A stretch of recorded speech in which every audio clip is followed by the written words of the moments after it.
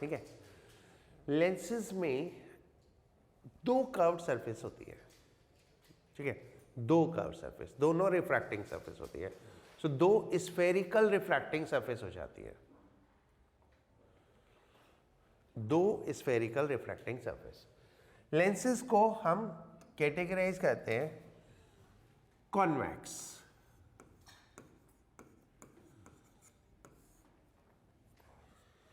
ठीक है। कॉन्वेक्स कौन सा होता है? थिक एट मिडल,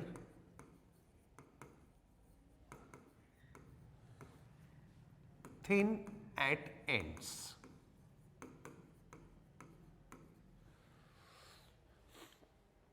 मिडिल से थिक होता है और एंड से थिन होता है, राइट। कॉन्वेक्स में तीन डिफरेंट टाइप के कॉन्वेक्स लेंस होते हैं।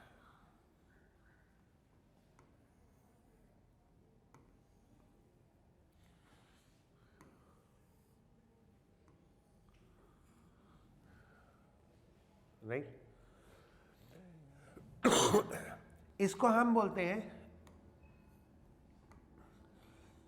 बाइकॉन्वेक्स या डबल कॉन्वेक्स। तो मेनी टाइम्स एक वो मिस्टेक होती है जब क्वेश्चन में लिखा होता है एक डबल कॉन्वेक्स लेंस है। तो double convex lens doesn't mean दो convex lens, that is one lens जिसकी दोनों सरफेस कॉन्वेक्स है, ठीक है। तो बोथ सरफेस आर कॉन्वेक्स, तो that is called double convex. This one is called plano convex,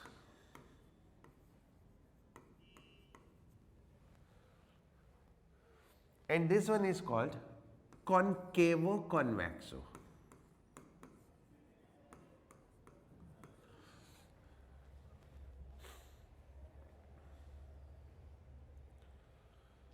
Right? Now, this is first surface, this is second surface. ठीक है। R radius of curvature of surface.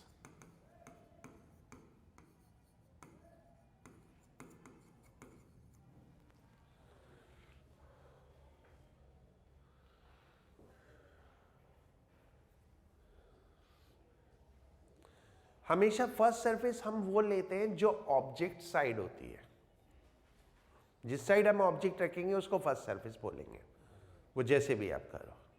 आप object किधर भी रखो उससे कोई फर्क नहीं पड़ता, बट जिस साइड भी ऑब्जेक्ट रखोगे उसको फर्स्ट सरफेस बोलोगे, राइट। इस लेंस को हम बोलते हैं called equiconvex, equiconvex if R1 is equal to R2, यानी radius of curvature of first surface second surface के इक्वल हो जाता है, यानी दोनों साइड से इक्वली कॉन्वेक्स है, तो इसलिए इक्वी कॉन्वेक्स बोल देते हैं, ठीक है। इस केस में R2 is infinity, plane surface means infinite radius of curvature, ठीक है। और हम इसको फर्स्ट ले रहे हैं, ये ध्यान रखना। मैं ऑब्जेक्ट लेफ्ट साइड एज्यूम कर रहा हूं,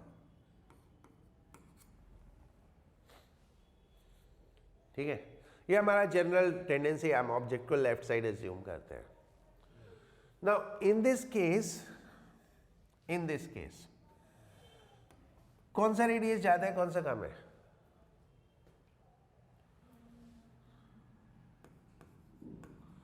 R2 greater than R1.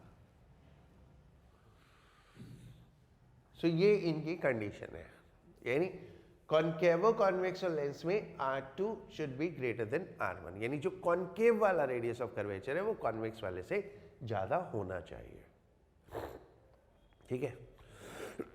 अब इन तीनों लेंसेज को देखो, ये बीच में से मोटे हैं, साइड से पतले हैं, correct. Then comes concave,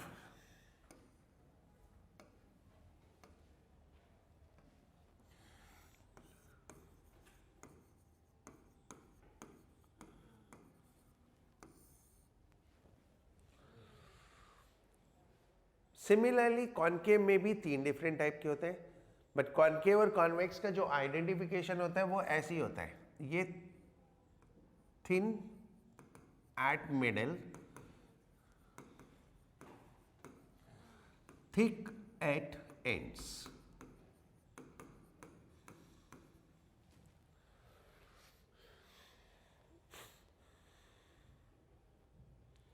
Thin at middle, thick at ends. So now one is this.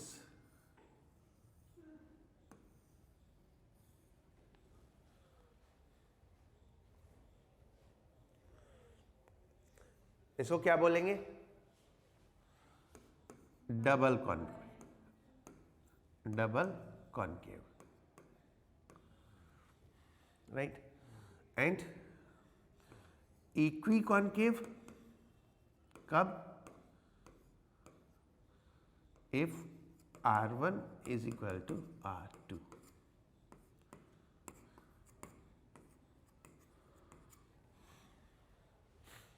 ठीक है?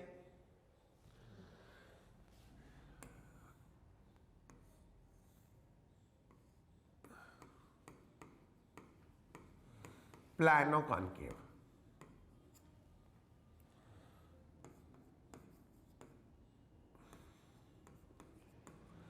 R2 is equal to infinity.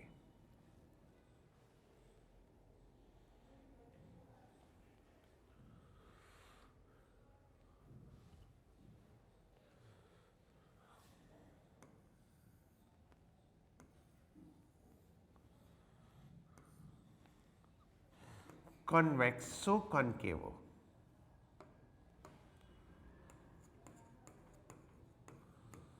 convexo concavo, R1 greater than R2.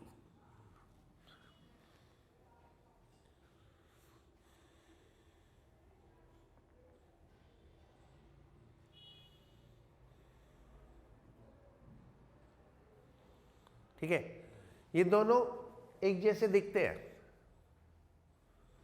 ये दोनों को अगर हम देखें तो एक जैसे दिखते हैं,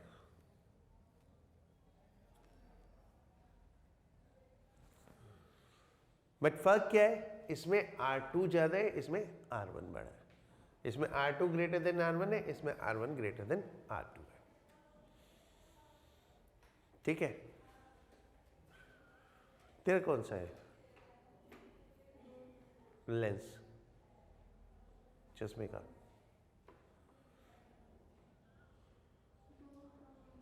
दूर का तो है, इसमें से कौन सा है?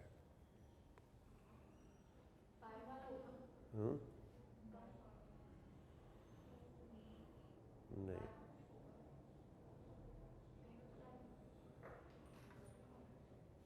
ये वाला होता है। हाथ लगा के देखो, बीच में से पतला होता है, किनारे से मोटा होता है। ठीक है, जो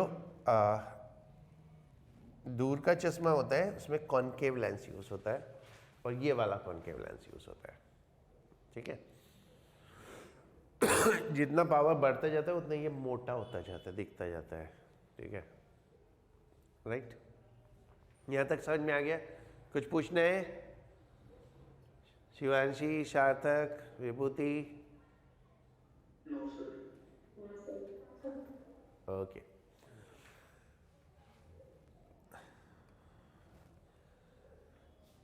लेंस मेकर फॉर्मूला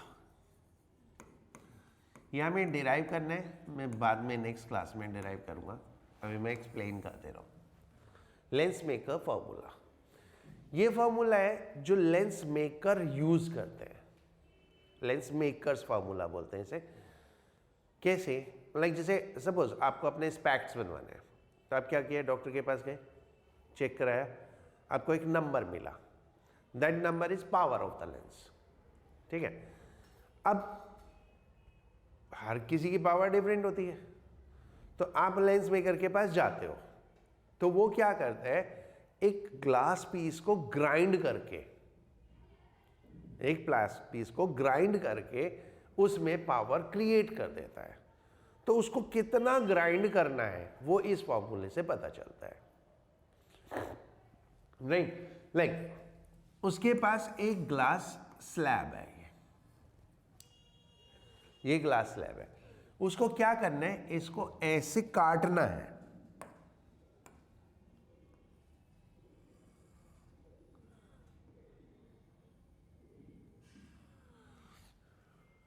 ये जो पीस बचा ये आपका लेंस है, ठीक है।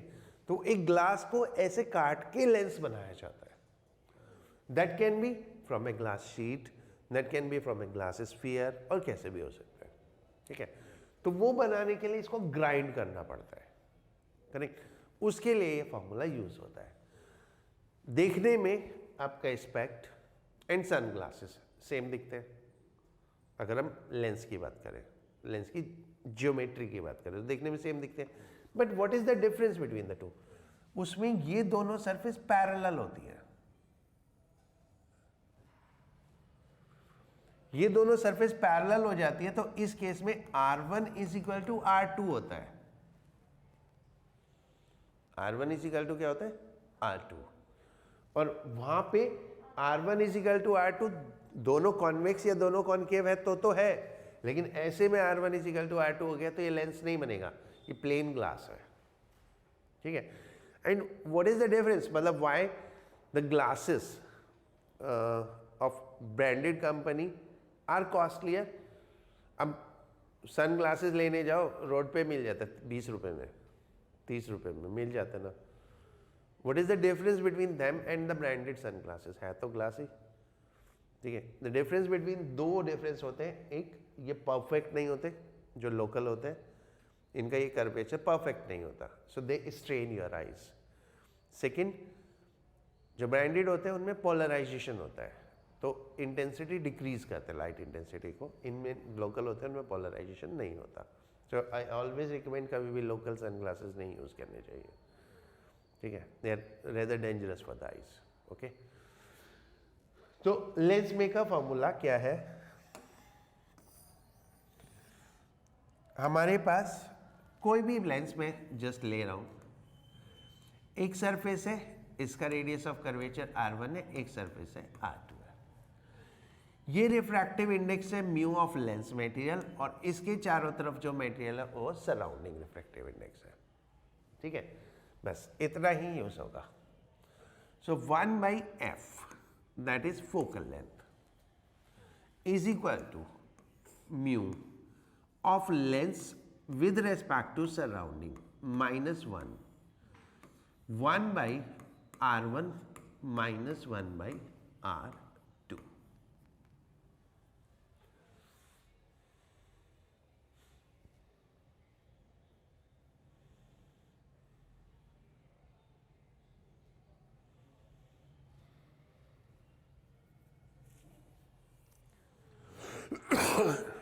ठीक है, ये सिंपल सा फॉर्मूला है।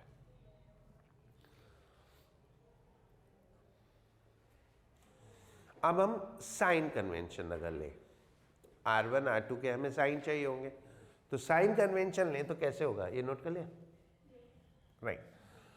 साइन कन्वेंशन हमने जो लास्ट क्लास में पढ़ा था स्फेरिकल सरफेस के लिए, those will be valid. What, in direction of light positive and opposite to light negative. हमने इन सारे केसेस में ऑब्जेक्ट को लेफ्ट साइड एज्यूम किया है। अगर हम ऑब्जेक्ट को लेफ्ट साइड एज्यूम कर रहे हैं तो in all the cases light का रास्ता ये है, तो जो भी डिस्टेंस इस तरफ मेजर होंगे वो पॉजिटिव होंगे, और जो इस तरफ मेजर होंगे वो नेगेटिव होंगे। फर्स्ट सरफेस का सेंटर किधर जाएगा, इस साइड, तो R1 पॉजिटिव होगा, तो इन this case R1 positive, R2 का सेंटर इस साइड होगा, तो दैट इज नेगेटिव। समझ में आया? इस केस में R1 पॉजिटिव, इस केस में दोनों पॉजिटिव, दोनों ही positive, right. Now in this case, इस केस में R1 नेगेटिव, R2 पॉजिटिव, तो ये आपको साइन कन्वेंशंस फॉलो करने हैं। और इस केस में दोनों positive, R1 R2 positive. Is it clear? Right. तो ये आपको देखना है, ठीक है। अब इसमें कुछ नोट्स लिखते हैं।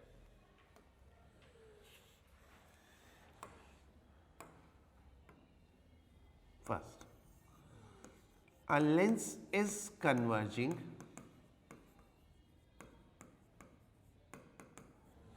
if f is positive.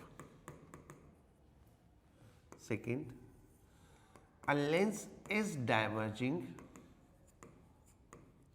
if f is negative. तो एक लेंस कन्वर्जिंग होगा या डाइवर्जिंग होगा, उसके लिए हमें फोकल लेंथ कैसी चाहिए, पॉजिटिव या नेगेटिव। और वो पॉजिटिव नेगेटिव किस पे डिपेंड करेगी, R1 R2 पे। हम कितना R1 लेते हैं, कितना R2 लेते हैं, right. Now third, for convex lens, कोई भी टाइप का कॉन्वेक्स लेंस हो, ऑलवेज रिमेंबर, कोई भी टाइप का कॉन्वेक्स लेंस हो, ये हमेशा पॉजिटिव होगा।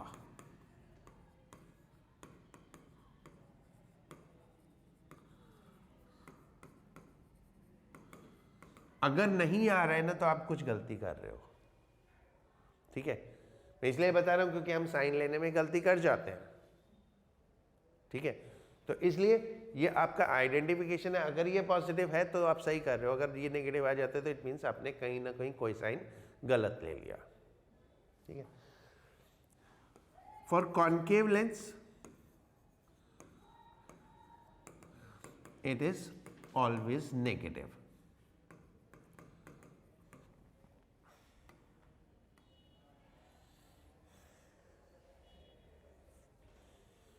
right? Now, fifth,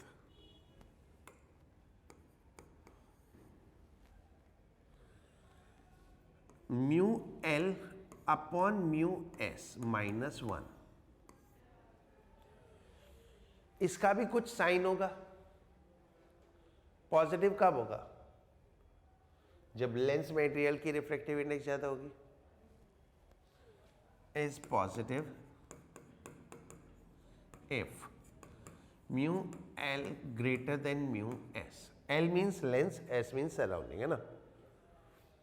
तो अगर लेंस की रिफ्रैक्टिव इंडेक्स सराउंडिंग से ज्यादा है, जो कि होता ही है, लेंस ग्लास का है और हम हवा में होते हैं, लेकिन पानी में चले जाओ तो चेंज हो जाएगा।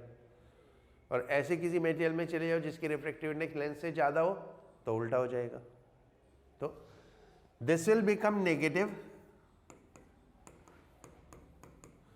If mu L is less than mu S,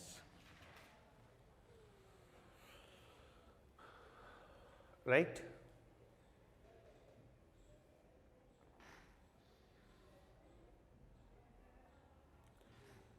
अब हमने ये पढ़ा है कॉन्वेक्स लेंस कन्वर्जिंग होता है, कॉन्केव डाइवर्जिंग होता है, पढ़ा है ना। अगर कॉन्वेक्स लेंस कन्वर्जिंग होता है तो फोकल लेंथ पॉजिटिव होनी चाहिए, और ये पार्ट तो पॉजिटिव होता ही है, तो ये वाला पार्ट भी पॉजिटिव होना चाहिए, राइट, ठीक है। Now a lens is converging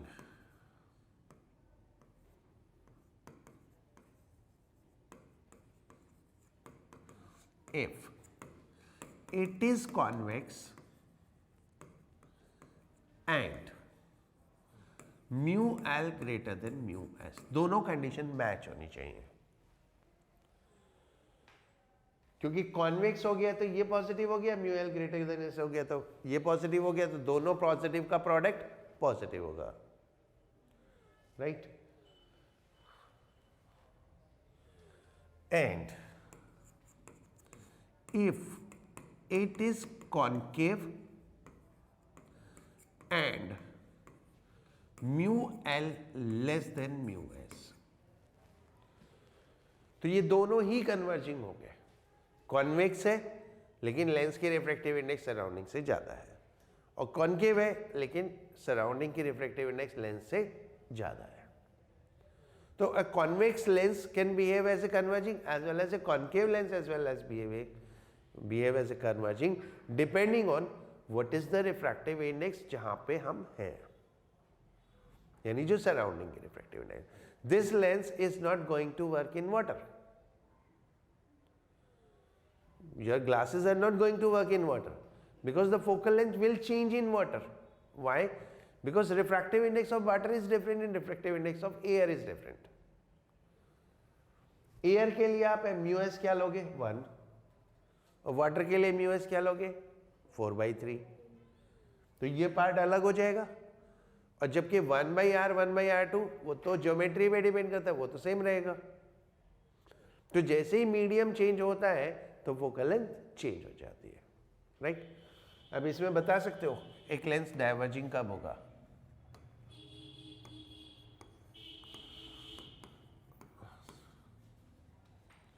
is diverging if it is convex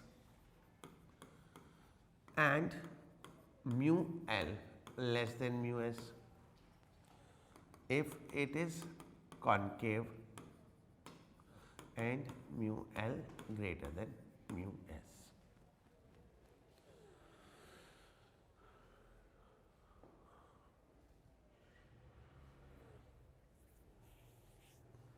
ठीक है.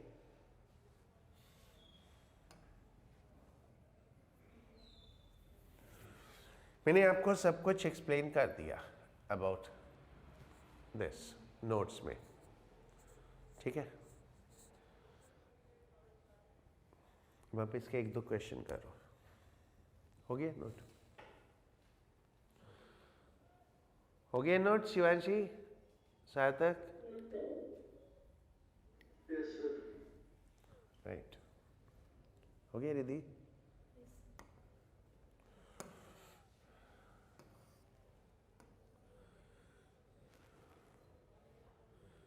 Question number 17.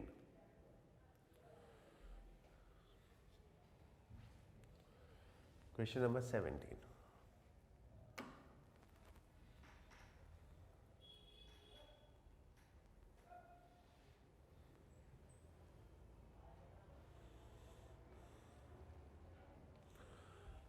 ठीक है. बिल्कुल आराम से करना. You will have the complete idea. अपने आप आइडिया लगाओ पॉजिटिव क्या होगा, नेगेटिव क्या होगा, कैसे क्या करना है. ठीक है.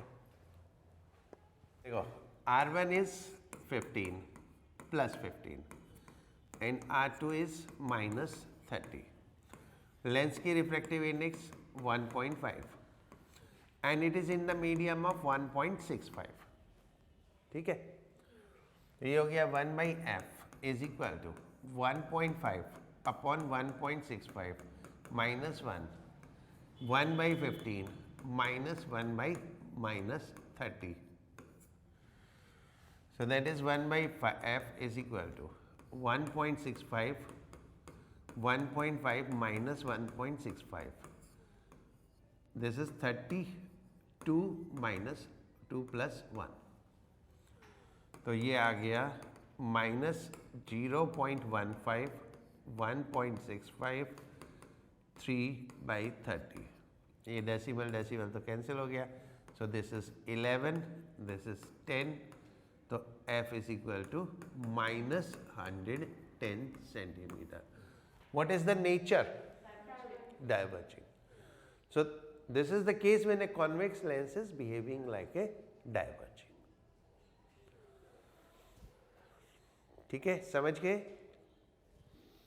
कुछ नहीं करना होता इनमें, सिर्फ साइन कन्वेंशन का प्रॉपर ध्यान रखो, हो जाता है अपने आप.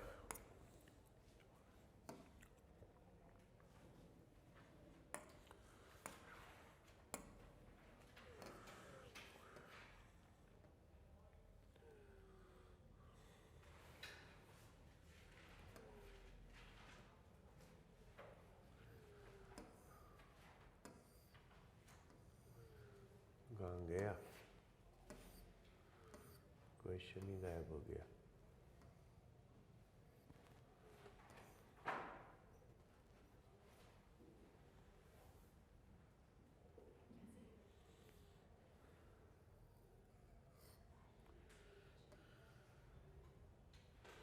14 करो, 14 एक बार।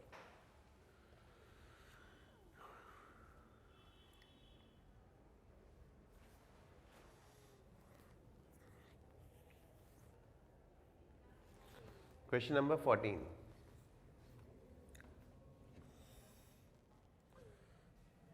देखो रेडियस इज 50, तो R1 इज 50, R2 इज -50, ठीक है। एयर में अगर हम बात करें तो लेंस की रिफ्रैक्टिव इंडेक्स 1.5, एयर की 1/50 -1/-50, ठीक है। एयर में एयर की रिफ्रैक्टिव इंडेक्स 1 होती है, तो 1/f इज इक्वल टू, ये कितना हुआ 0.5 इंटू 2/50, तो f इज इक्वल टू 50। ये तो हो गया एयर में। What is the difference in water, सिर्फ वो रिफ्रैक्टिव इंडेक्स चेंज हो जाएगी। 1/f is equal to 1.5 upon 1.33 -1, 1/50 -1/-50. So this is 1.5 minus 1.33 upon 1.33 into 2/50. तो ये आ गया 0.17 है ना, upon 1.33 into 2/50।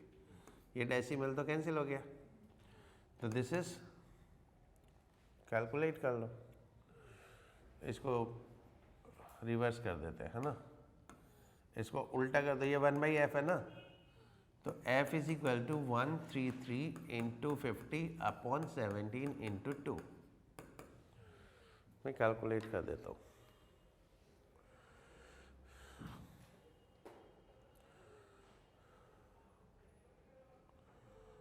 One 33 into 50 divided by 17 divided by 2, ठीक आया तेरा 195.58 आएगा, ठीक है।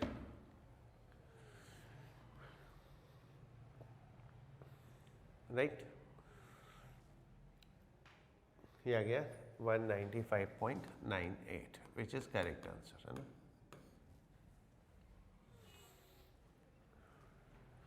अब आप एक चीज देखो, इसमें जो लेंस हवा में फोकल लेंथ 50 थी, पानी में जाके उसकी फोकल लेंथ 200 हो गई, 4 टाइम्स हो गई, तो पावर 1/4 टाइम्स हो जाएगी। तो आपको दिखेगा पानी में जाके इस लेंस से? नहीं दिखेगा, तो चेंज हो जाती है पावर। तो लेंसेज के साथ ये प्रॉब्लम है कि उनकी पावर मीडियम चेंज होने से चेंज होती है, मिरर के साथ नहीं होता ऐसा, क्योंकि लेंस में रिफ्रैक्शन होता है और रिफ्रैक्शन में दोनों फैक्टर डिपेंड करते हैं, दोनों मीडियम डिपेंड करते हैं, दो मीडियम में होता है रिफ्रैक्शन, तो इसलिए वो दोनों मीडियम डिपेंड करते हैं। राइट, समझ में आ गया? Right, lens maker formula derive करते हैं।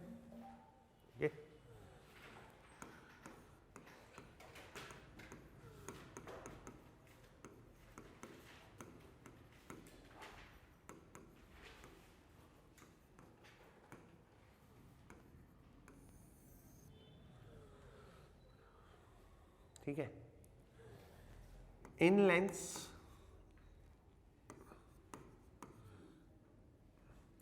रिफ्रैक्शन take place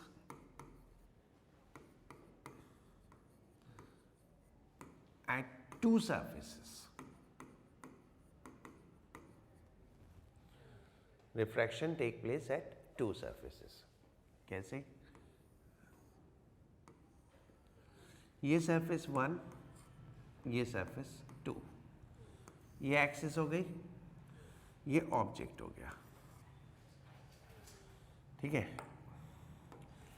ये हमारी लाइट गई,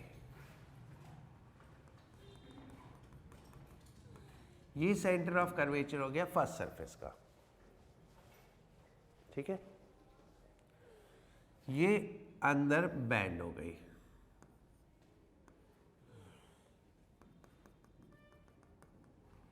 ये सेंटर ऑफ कर्वेचर हो गया सेकेंड सरफेस का, ठीक है। ये सरफेस अगर ऐसे कर्व्ड है तो सेंटर इधर होगा, सरफेस ऐसे कर्व्ड है तो सेंटर इधर होगा, ठीक है। एंड देन ये डेंसर से रेयर में जा रही है तो ये बैंड हो गई, ये इमेज हो गई आई, ठीक है। ये हमारा ऑप्टिकल सेंटर हो गया सी,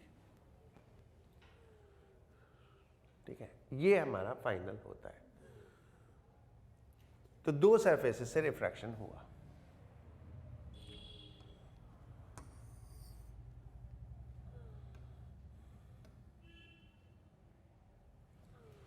right? Now, we know that for a spherical surface, last class में हमने डिराइव किया था, minus mu one upon U plus mu two upon V is equal to mu two minus mu one upon R. ये यूज करके हम derive करेंगे, ठीक है, correct.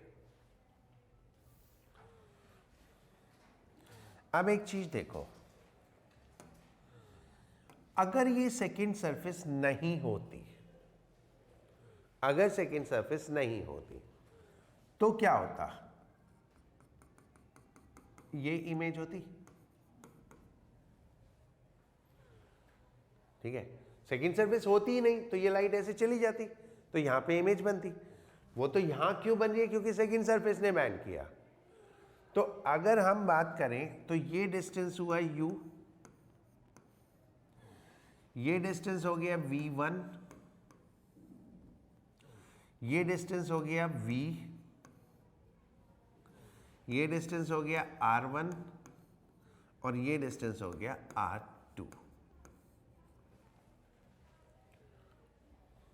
Right.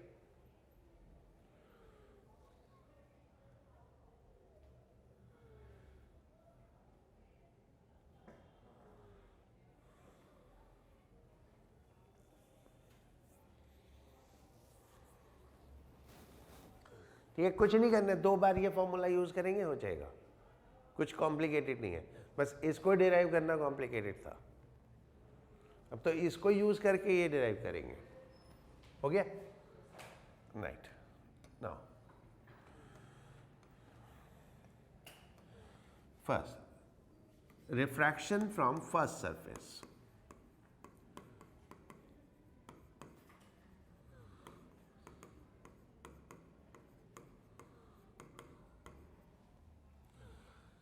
At first surface,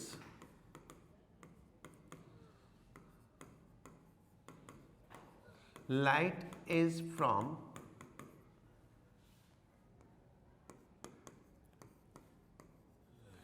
air to glass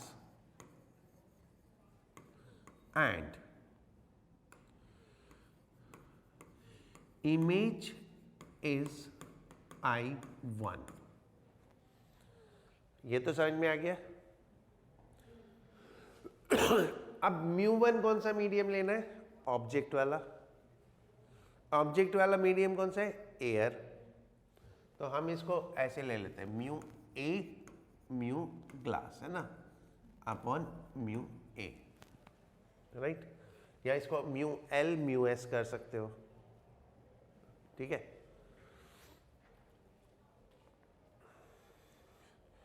So then what will happen? First medium कौन सा, μA। So minus μA upon U plus μG upon V1 is equal to μ2 minus μ1 upon R1। Sorry, ये μA μG की form में लिखना है, तो क्या आएगा, μG minus μA upon R।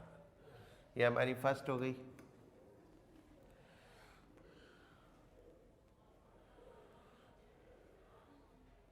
ठीक है, अब जब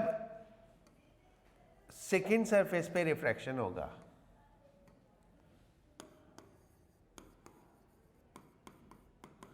refraction at second surface,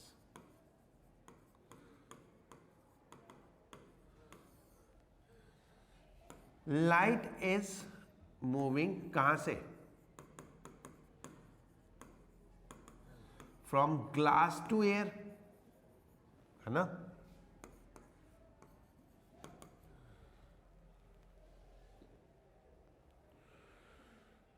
air से ग्लास, फिर सेकेंड सरफेस में ग्लास से वापस एयर में, तो सेकेंड सरफेस पे ग्लास से एयर में, and image of first surface and image of first surface is object for second surface.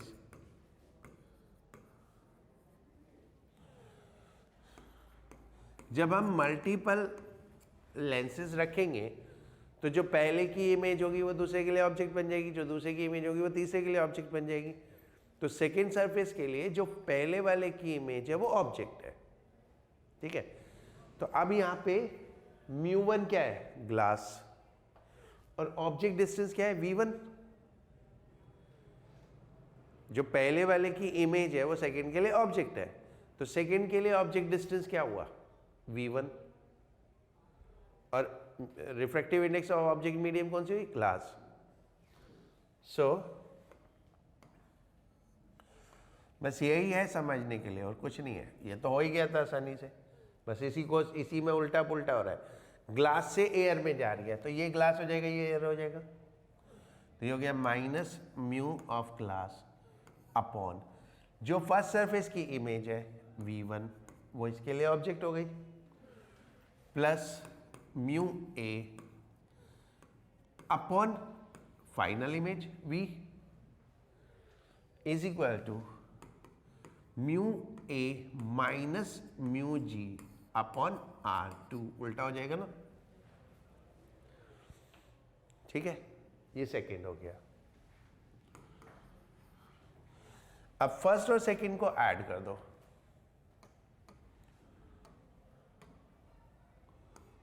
First में सेकेंड को ऐड कर दो, तो ये v1 तो कैंसिल हो गया, देखो हो गया ना? यहां पे प्लस, यहां पे माइनस, तो ये तो कैंसिल हो गया। What is left? Minus mu A upon U plus mu A upon v is equal to mu G minus mu A 1/r1 minus 1/r2। ठीक है, इसको उल्टा करेंगे ना, mu G minus mu A, तो ये माइनस r2 हो जाएगा, तो इसलिए ये माइनस r2 हो गया। राइट, अब ये म्यू ए यहां से नीचे ले जाओ,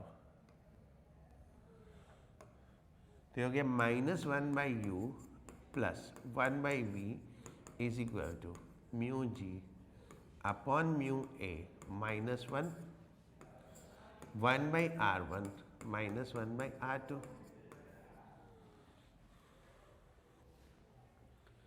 क्लियर? अब ये लेंस फॉर्मूला होता है, याद है? बाय लेंस फॉर्मूला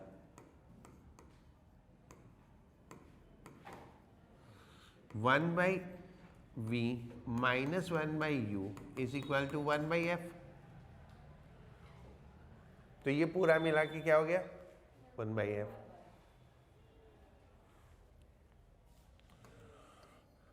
और 1/f is equal to mu of glass upon mu of air minus 1/r1 minus 1/r2। अब हम इसको वैसे लिख सकते हो, mu of lens upon mu of surrounding. Lens is glass and surrounding is air. हमने glass and air लिया, आप कुछ भी ले लो। समझ में आ गया? बस वही है थोड़ा सा सेकंड सरफेस वाला, बाकी कुछ नहीं है इसमें।